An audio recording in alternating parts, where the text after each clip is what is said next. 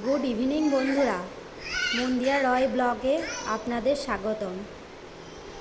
আজকের ব্লগটি হচ্ছে আলুর চপ, তার সঙ্গে আলুর চিপস।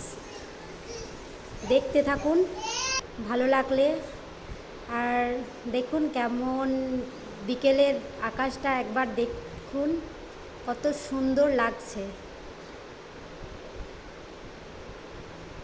আলুটা সিদ্ধ করতে দিয়ে দিয়েছি, আর তার সঙ্গে চিপসটা যেটা বানাবো তার জন্য চিপসটা কেটে আলুটা পাতলা পাতলা করে কেটে নুন জলের মধ্যে ভিজিয়ে রেখে দিচ্ছি, যাতে ভাজার সময় আলুটা তাড়াতাড়ি সিদ্ধ হয়ে যায়।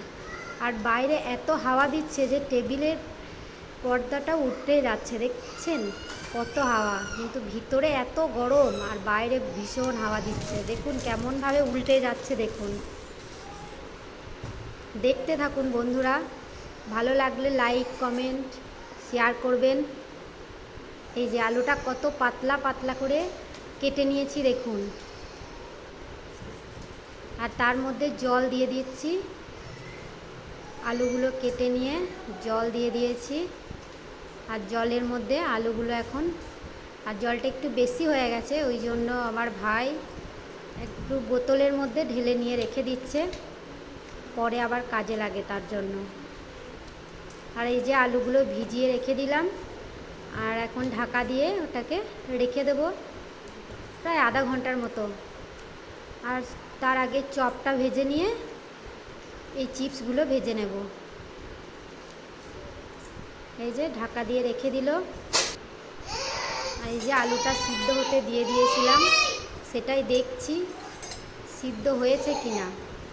কিন্তু যখন ঢাকনা খুলে দেখছি যে আলুটা জলটা সব মরে গেছে, আর একটু সিদ্ধটা একটু মনে হচ্ছে কম হয়েছে, আর একটু সিদ্ধ হলে ভালো হয়।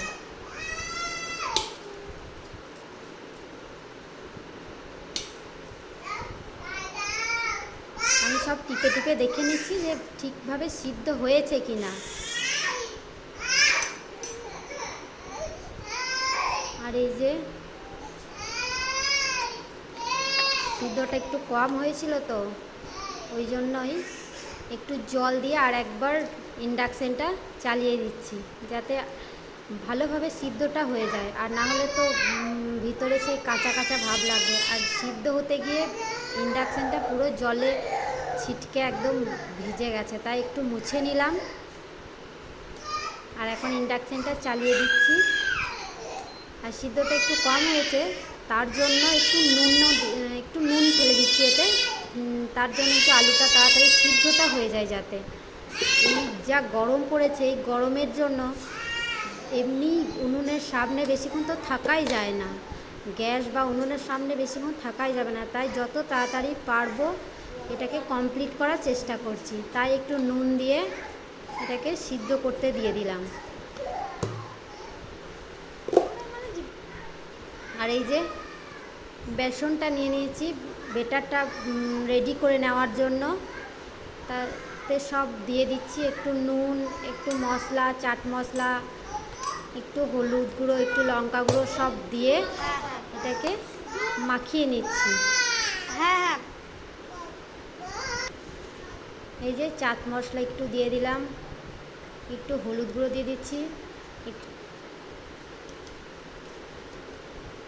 এই যে লঙ্কা গুঁড়ো দিচ্ছি,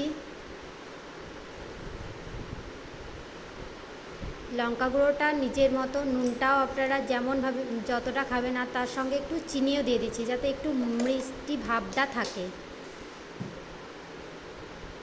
আর এর সঙ্গে একটু সয়া সস দিয়ে দিলাম, একটু সয়া সস দিলে একটু গন্ধটা একটু অন্যরকম হয়, তো ওই জন্য দিয়ে দিয়েছিলাম।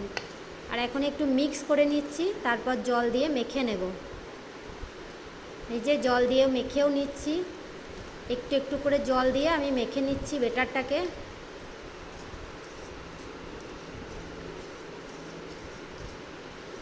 জলটা কম হয়ে গেছে, তাই আবার জল দিয়ে এটাকে মেখে নিয়ে বেটারটাকে রেডি করে রেখে দিচ্ছি।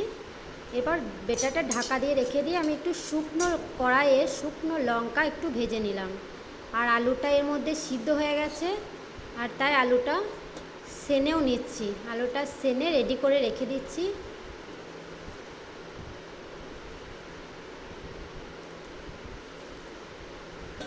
আর এটা হচ্ছে কিন্তু নিরামিষ চপ, কারণ এটা তো কালকে সন্ধ্যের স্ন্যাক্সে ছিল, তো কালকে সন্ধেবেলায় নিরামিষ চপ বানালাম, তার সঙ্গে দিনের একটু আলু ভাজা রাখা ছিল, সেই আলু ভাজাটাও মিক্স করে মেখে নিয়েছি।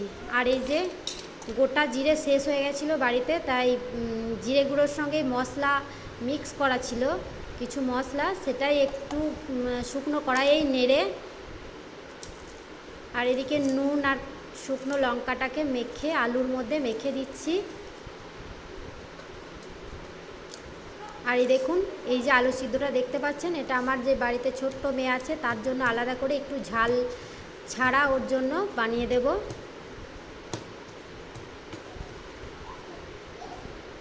আর এই যে এই আলু সিদ্ধটা আমাদের জন্য রেডি করে নিচ্ছি, দেখতে থাকুন।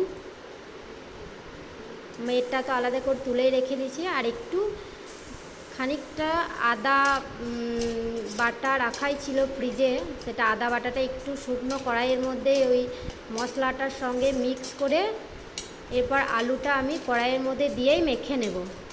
আর এরপর দেখুন আলুটা আমি কড়াইয়ের মধ্যেই দিয়ে দিচ্ছি, এই যে দিয়ে কড়াইয়ের মধ্যে একটু মশলা, পুরো মশলাটা যাতে ওর কোথাও লেগে না যায় বা লেগে না থাকে, তাই আলুটাকে দিয়েই মশলাটা আমি পুরোটা শুকনো করা, গ্যাসটা একদম কমিয়ে দিয়ে আলুটাকে আমি মেখে নিচ্ছি। এরপর তুলে নিয়ে আস্তে আস্তে এবার এই যে তেলও দিয়ে দিয়েছি কড়াইয়ের মধ্যে। এরপর মেয়ের চপগুলো আগে ভেজে নেব, তারপর আমাদেরগুলো ভাজবো।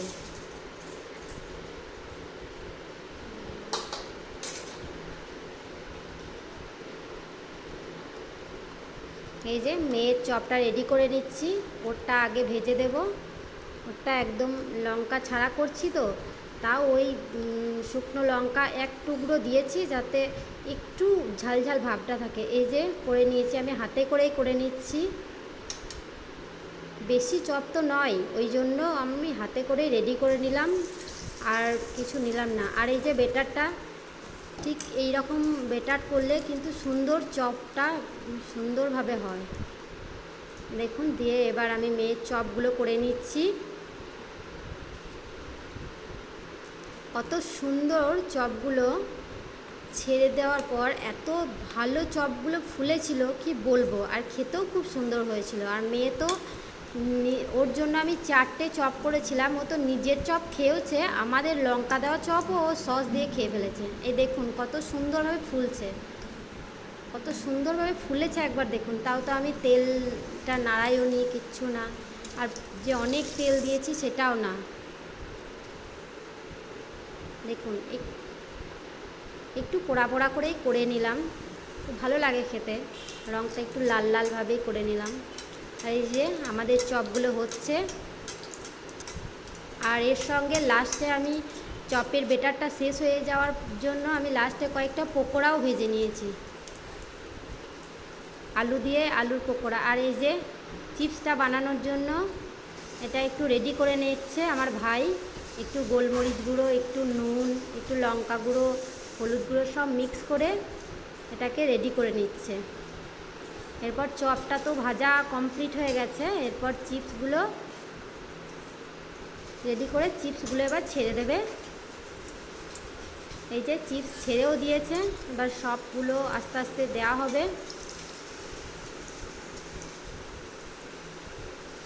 আর এই যে চপ ভাজার কারণে তেলে এত কালো কালো ভেসে উঠছে।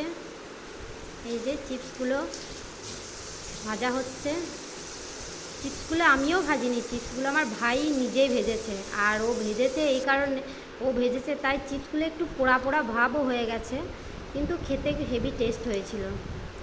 আর এই যে আমরা এখন সন্ধ্যের স্ন্যাক্সের জন্য চপটা নিয়েছিলাম, কিছুটা খেয়ে তারপরে আবার এই যে ভাত খাওয়ার জন্য এই যে আমার মেয়ে সস নিয়েছিল, আর ও খাচ্ছিল বসে বসে।